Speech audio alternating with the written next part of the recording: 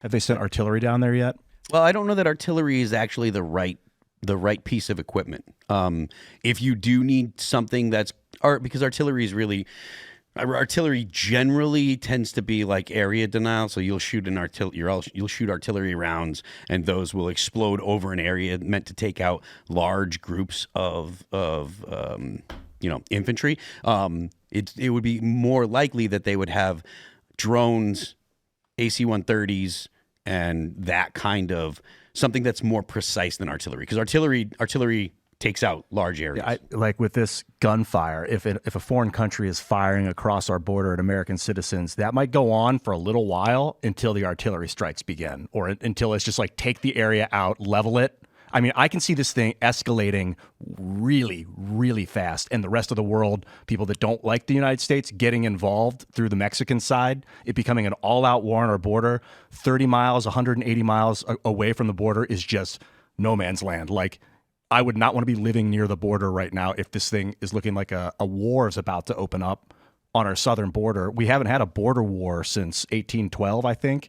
I think that's right. Before the age of like artillery, really, it was like cannons and stuff. Now we've got like, I don't know how long range these artillery are. You could probably shoot 1,000 miles with these stupid rockets. No, artillery, if you're talking about guns, if you're talking about artillery, they top out around 20, 30 miles, if I understand. And then you got like rocket artillery. Rockets are different, and missiles and cruise missiles and stuff like that. I feel the fervor of 9/11 right now, where people are like, go get the terrorists, go get them. But it's on the border. It's not like it's over there where the collateral damage that we create is actually to our benefit.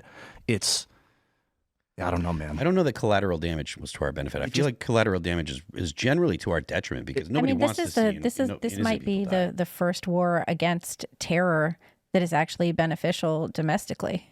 Yeah.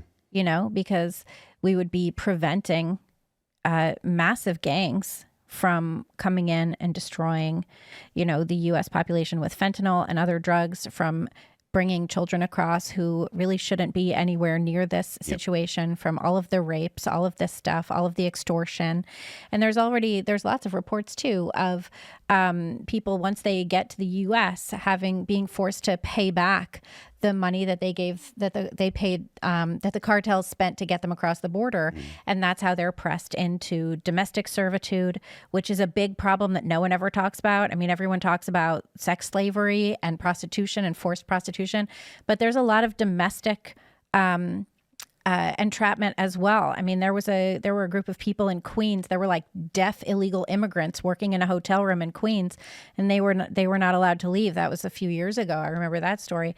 So I think that it would be useful. I don't know that the government of Mexico is particularly open to working with Trump at this point. They've balked at the tariffs. So is the Canadian government.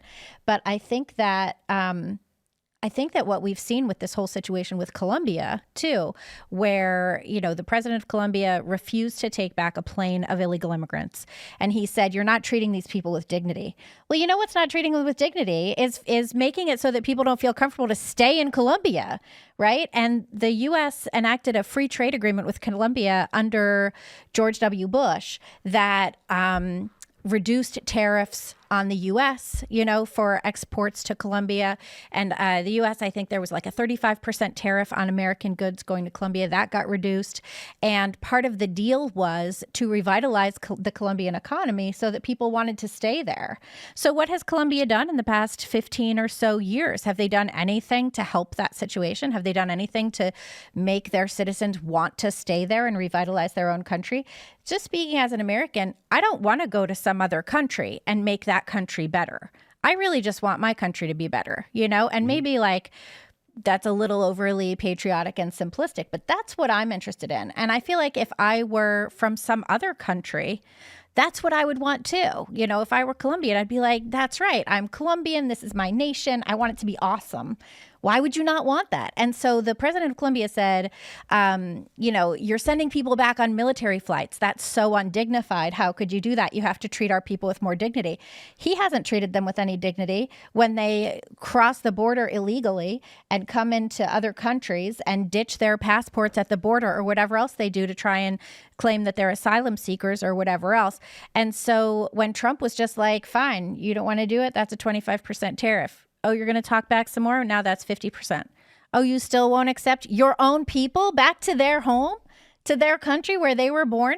Now we're not going to issue diplomatic visas. Get your people out of the country. Oh, you still don't want to do it? Now there's sanctions on your family. So you mentioned. And so the next thing that the president of Colombia did was he said, okay, do you need my plane to help you? And he offered his presidential plane to help. Yeah. Thanks for checking out this clip from Timcast IRL. Make sure to watch the show live Monday through Friday at 8 p.m. Subscribe to this channel, and we will see you all there.